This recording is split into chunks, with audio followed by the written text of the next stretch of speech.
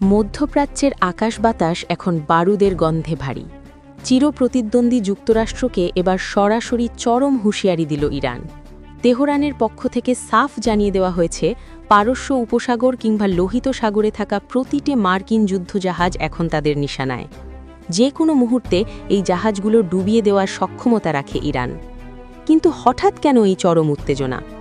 সম্প্রতি ইরানের বিপ্লবী গার্ড বাহিনীর IRGCর উচ্চপদস্থ কর্মকর্তারা এক বিবৃতিতে জানিয়েছেন, মার্কিন নৌবাহিনী যদি তাদের সীমানার আশেপাশে কোনো উস্কানি দেয় তবে তার ফলাফল হবে ভয়াবহ। ইরানি কমান্ডারদের দাবি, তাদের কাছে এমন সব হাইপারসনিক মিসাইল এবং আত্মঘাতী ড্রোন রয়েছে যা রাডারের চোখ ফাঁকি দিয়ে মুহূর্তেই মার্কিন বিমানবাহী রণতরী বা ডেস্ট্রয়ার ধ্বংস করতে সক্ষম।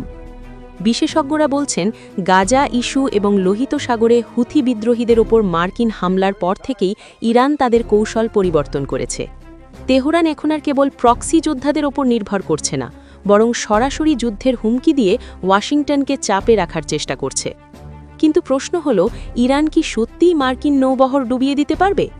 সামরিক বিশ্লেষকদের মতে, সরাসরি সম্মুখ যুদ্ধে যুক্তরাষ্ট্রের নৌশক্তি অনেক বেশি শক্তিশালী হলেও সংকীর্ণ পারস্য উপসাগরে ইরানের ঝাঁক ড্রোন বা সোয়ার্ম ড্রোনগুলো মার্কিন বড় জাহাজগুলোর জন্য বড় বিপদ হতে পারে।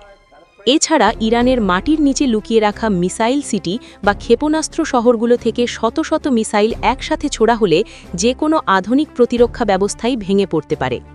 ইরানের এই হুমকি কি কেবল মনস্তাত্ত্বিক যুদ্ধ, নাকি আসলেই তারা বড় কোনো হামলার প্রস্তুতি নিচ্ছে?